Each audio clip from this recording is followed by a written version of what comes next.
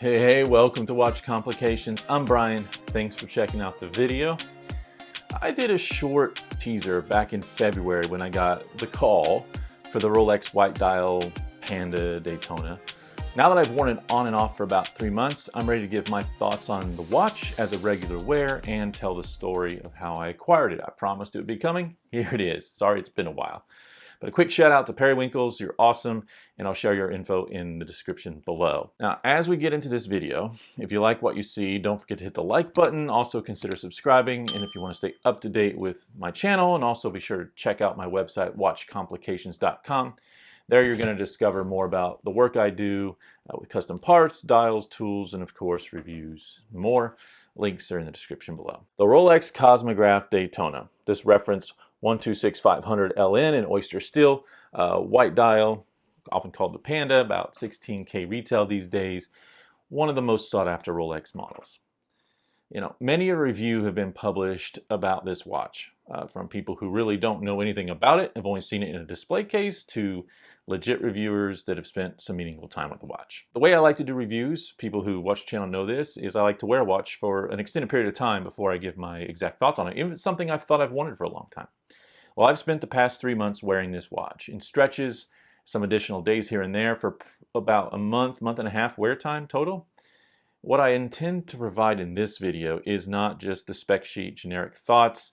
I'll talk a little bit about that stuff, but that's been covered ad nauseum. What I'm focused on in this video is giving my perspective on wearability, sort of that bang for the buck, the acquisition story, like how does someone like me end up with this and what that story played out like, and how this watch fits into my collection. So this Daytona has an aura about it, as if it's an elusive vision and one rarely seen, much less lived, for a watch enthusiast. What we'll do is flip the camera around, I'll give you some up-close looks, and we'll get into the story of this watch and how it's on my wrist. But some specs and wearability first. All right, so I pulled the light in a little closer. Lighting's not great in this space. Maybe eventually I'll figure out lighting, although it doesn't seem to be my forte. Anyway, let's talk some about the watch, some specs and wearability. So this is the 126500. It was an update from the 116500LN, and I'm kind of glad I was on the list for a little bit longer, because when I had originally registered interest in this model, it was the 116500. And the 126500, this one, has a couple of features I particularly like a little bit more, such as I think the markers, the index markers for the hours, are better sized. On the 116500, they're a little wider. They're a little bit thinner on this one, so they don't feel as like overpowering and dominant in the overall view when you glance at the watch. And then we have this sliver of steel that helps define the bezel. Those things didn't exist on the previous model. They do on this. I like those features. So, but still, by and large, the model remains a classic design that has held up well over the years. I'll pop in a little bit here for you. Give you a run of the watch. I still have the tag on the back, the green sticker on the back. It wears fine. It doesn't change anything. And I'll keep it on as long as possible, just to, you know, any scratches on the back aren't happening. Anyway, being a fan of movements, I'm a fan of the 4131 caliber. It's a great caliber. Holds a very tight tolerance, right around plus minus 2 seconds a day. Got a 72-hour power reserve. Lots of para this and that on the marketing. Paramagnetic, parachrom, paraflex. It's sophisticated Rolex. We get it. I love its shape, you know. But still, it's a chronograph, which adds to the height of the movement and therefore the case. So it's tall, but it's also extremely wearable. This comes down to lug design.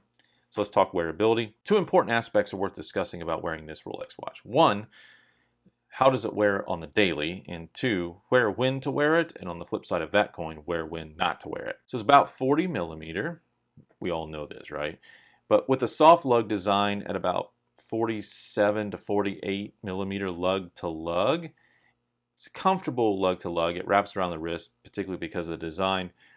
Certainly doesn't sit as low as something like the Oyster Perpetual, but that's just the reality of this being a chronograph. The 904 still is a nice weight, but not too much, and so wrist weight isn't something particularly noticeable. It's not gold or platinum, and it's not titanium, so it strikes that balance between, right, knowing it's there and not annoyingly heavy. Now, after wearing it for months, I'll put it this way, it's very comfortable. It's suited for a daily wear should you choose to do so. Of course, a lot of people who get the watch tend to like either rarely wear it, maybe bring it out for special occasions, hide it away permanently in the back of a safe, save it for future value. I don't know. I do have a safe for storage, but I'm not going to store it in the back, leaving it unworn. That's just not how I treat my watches. I wear them. If I'm going to have it, I'm going to wear it. But I've been wearing it out and about with little to no particular care. It's picking up signs of love, aka scratches. The bracelet's getting a lot of attention and energy. Side of the case, the bezel even a little bit. That's great. You know, I'll say that tidbit for a little bit more later, as that has something to do with acquisition, I think. The combination of link sizes and micro adjust means you can find the perfect fit for your wrist. I do find the bracelet a bit bulky compared to some of my other watches, somewhat because of the layered clasp design, right? So it layers over, and then you have this clasp that comes back. You got the logo on top. It's tolerable, but it can wreak havoc when meeting a laptop, though. Just saying. Not much needs said for the design. It's great. It's classic, balanced. A bit too much text at 12, but that's everything coming out of Rolex and Tudor, but small enough font for less attention. That's one of the nice things about this model compared to maybe some others coming out of Rolex and Tudor. But strong suit is contrast, black and white. It's easy to read, even the subdials. The simple truth is I love wearing it. Well, the next question I mentioned is, well, when and where to wear it. Now, I live in a small market, relatively small but mid-sized town, where I don't have to worry too much in terms of what watches I wear, as if people would notice anyway. Although they do seem to notice the CWs, my Lumiere, my Loco. If I wear one of those out, whether it's on an airplane, it's to dinner, it's just out and about, people will ask about it. It's the colors, it's the pop, it's the brightness. That attracts attention. These are a little bit more subtle. But anyway, so I wear the watch around pretty much as I please in my area. It's not sitting in the safe all the time, or taken out for just special events only. If I wear it on a given day, it's on the wrist for the day, be it inclusive of housework, computer work, cooking at home, or dinner out, doesn't matter. What is unfortunate is that this Daytona is the sort of watch that requires some consideration when going to particular locations. I've been in London this year, and although I would have liked to take it with me on the trip, I wasn't going to go riding in the tube with it visible or leave it in the hotel room. Not going to happen. Same with recent trips to New York City. Look, I'm not afraid of confrontation. I know it's hard to tell a person's size on camera, but I'm about 6'4", 220 pounds. It sort of shocks people who know me from my online world and see me in person. It's like, whoa, Brian, you're big. I hold my own in a street fight, but why roll the dice? Like, I'm not into that. So maybe it would be okay, but given other options I have, I got plenty of watches I can take on trips and wear and be happy, and it's fun. I'll stick with the Daytona as a common daily wear in my world, which leads me to my next topic, a little bit more about my collection, how the Daytona belongs, and all of this will provide some clarity on the acquisition. So the acquisition, probably the most likely question people have is how? How did you get one at retail? And you know what? That's a fair question. And even though demand for Rolex has come down from its peak a couple years ago, around 22-ish, I'd say, and models are more readily available in dealerships, I'd say this one remains quite elusive. I waited about 3 years, I'd say. So for starters, I didn't play the game the way it's often described by people in about every online platform related to watches, and especially Rolex. Now, there are plenty of shady dealers out there, and I won't go into the unfortunate things that can happen and do happen. And sure, there's plenty of scenarios where people have to spend a ton of money to even be considered. That sucks. But I can also see why dealers do that sometimes, and I'll talk about that a little bit. You know, this bracelet has a lot to it. I'm just saying, it squeaks a little bit. That's one of my cons I'll talk about later. We can hear it. But in my estimation, and maybe I'm going out on a limb here, but a good dealer, emphasis on the word good, cares about two things more than money: authenticity and trust. You know, pop in here, just trying to give you some views on this. You've seen it a million times, but I know you're wanting this story. Anyway, authenticity. Does this person just want the watch to brag, show off, stand out, or even just hide it away forever so it can gain value? I could just assume wear either of these watches. You know what? Pop another one in the mix, right? I make custom watch parts for all kinds of things, other modders, makers, etc. This isn't about being on some sort of pedestal or something like that. This is about a love of watches and all that goes with that. So a dealer is going to be like, does this person really love watches, wear watches, really like this specific style or design for what it is? The history, the value proposition. Does it have a place in a collection? Another aspect is about being local. And this is harder in big markets with thousands more people banging down the door. But You know, in a smaller market where there's still hundreds knocking on the door for the same watch, are you a member of the local community in a meaningful way, living, working, contributing? And whether we like it or not, dealers might look at those sort of aspects in order to be like, you know, with a limited allocation, where are those watches going to go? And sure, there could be drawbacks to that. There are.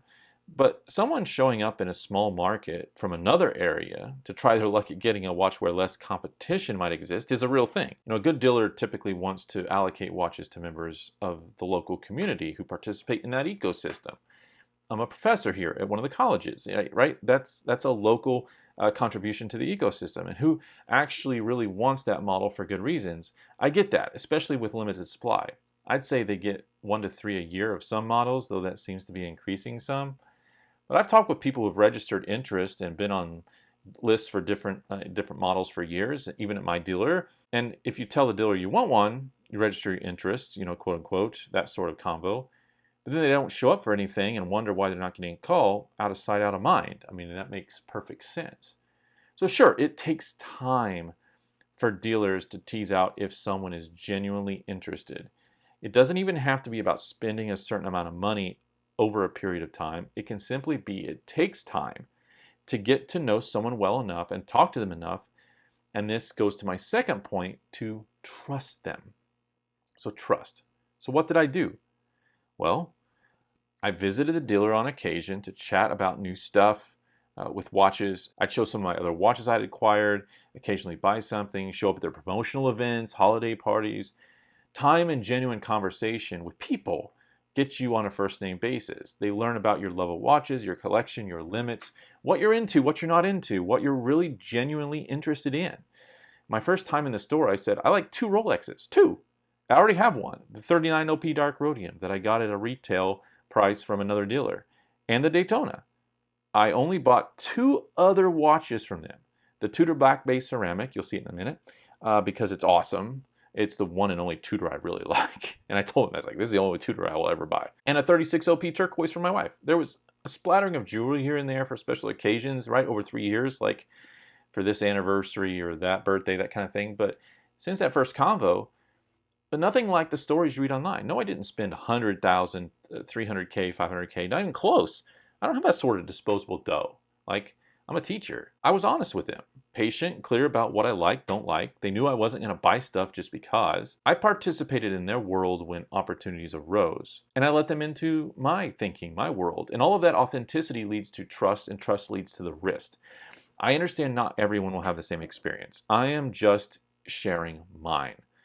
Let me make that really clear. This is just my experience. Not everyone's going to get that lucky. Yeah, we'll call it lucky. A good dealer is something that's hard to come by. So kudos periwinkles. Anyway, when I picked up this, I was with my 7-year-old son. I might have had a tear or two in my eyes. The owner said, I know we're giving this one to the right person. A month or so later, I was back in there picking up a small necklace for my mother-in-law to celebrate her citizenship.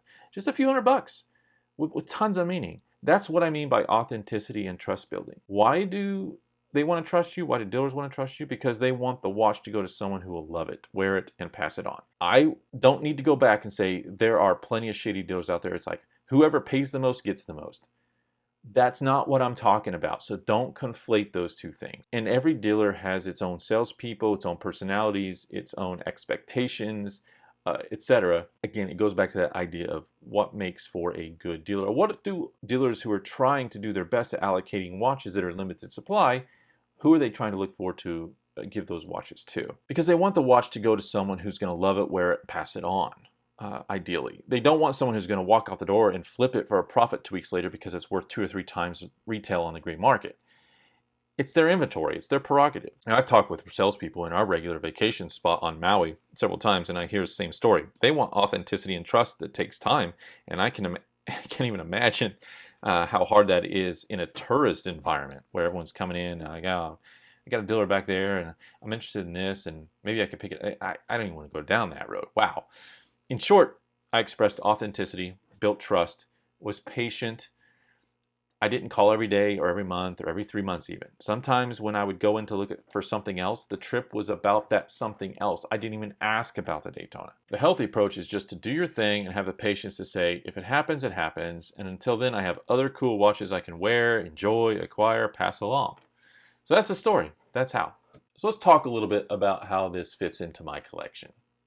This won't take very long. I just want to show some of the other watches in my collection, and hopefully that gives some context to my approach to collecting and where I'm sort of going with things over time. Again, this is just a selection, but it's some of my faves. There's some Christopher Wards in here. It's a brand I really like. The very first bronze, this is the Trident, this is ombre.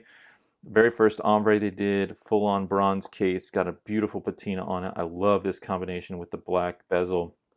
I've got here a quarter repeater and a minute repeater. These are both Gallet pocket watches. It's a good way to get into the repeater space if you don't want to blow the bank on something extremely high-end. Sometimes you can pick them up and find them places. The minute repeater needs a little bit of work, but they're beautiful. Got some custom in-house movements from Christopher Ward. This is a prototype. This is the Power Glow. I've got video out there on that. I'll link videos where I have them on these watches. There's the Morgan Aero 8. Again, this color combination. And then we have the C12 Loco. This is my next review coming out on the channel.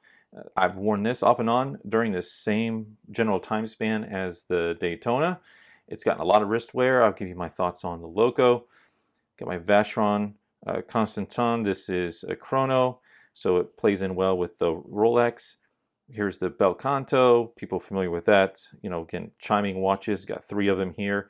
The Sonnerie au Passage, the quarter repeater, and the minute repeater.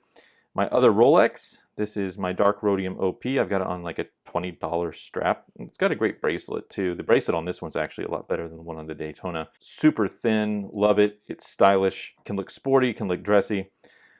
Big beast, Arm & Strom. This is the Gravity Water.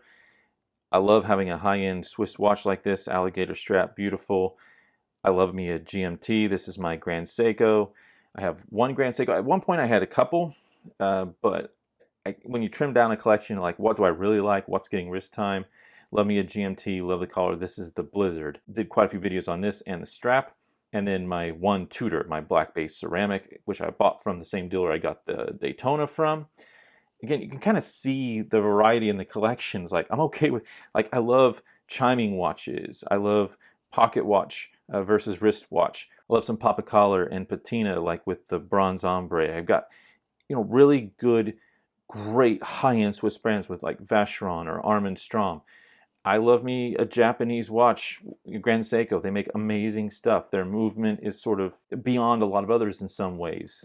Great wearability, something like the black base ceramic, high contrast, readability, custom in-house movements. You get sort of a little bit of all of this, and both classic, modern, all kinds of complications, and I just love me a good watch. None of these are my most worn. My most worn watch over the past 6 months has been the Lumiere. The orange one of the first original models that came out, titanium watch. This is the most wearable watch on the planet as far as I'm concerned. And it's so wearable, I bought the yellow, this was a limited edition of 250, on the Lume strap. I'm gonna have a review on these soon too, because these are what I put up on my wrist every day. But depending on what the occasion is, I'll pick out one of these types of watches, the Daytona, but they all have a place in a collection. And that's the thing is, I love flair, I love some color, I love classic, modern, I love in-house movements, I like the variety, I like brand variety. The only brand I own quite a few of would be Christopher Ward because the price point is sort of unmatched. But I hope seeing this can help someone understand sort of the authenticity in a collection and what a person is after. And that can translate into conversation with a dealer. They like, no, this person is like the real deal. They're not just playing around trying to show off or whatever. They have a true love for horology. And, you know, it works out sometimes. So the cost benefit on this thing, really pros all around. Cost is all right at retail. I mean, it's expensive. I'm lucky to be in a situation where I could pay for it once I got the call. You never know with some of these sort of things. Cost is all right at retail. Style, wearability, readability, longevity. It will likely hold or exceed its value in the future, so it makes for a great heirloom. Cons, what's holding me back on this one, the thing I like least, is actually the bracelet. The design's okay, but it's not great. It squeaks, you know, it's got some sound to it. I'm not willing to wear it everywhere. I might want to, just because of the reality of life and because people are stupid, generally speaking. So I'm not sure if I can think of any other real negatives beyond that. It's just a great watch all around. I may put it on some other sort of strap eventually. We'll see. You know, I'm a fan of trying things out, but it's a solid watch, and I love having it. I'm glad it's in my collection, and I'm very grateful and thankful that I've been able to acquire it, and I think it holds a great spot in my collection. It's beautiful. It's a lovely watch, and I'm glad I'm able to have one. I'm very thankful. So, all right, let's check out. All right, so there we go. I've given you the story, the background, the how, what I think about it, the wearability on this Rolex Daytona 126500LN. Thanks for sticking around and listening to the story. Let me know what you think in the comments below. Hit that like and subscribe button. If you're not a member of the channel yet, consider joining. Again, massive thanks to the Periwinkles team in making this happen and for being a genuine dealer or watch enthusiast in my area. I don't know what else I have to say about this except wear on. All right, I'm out.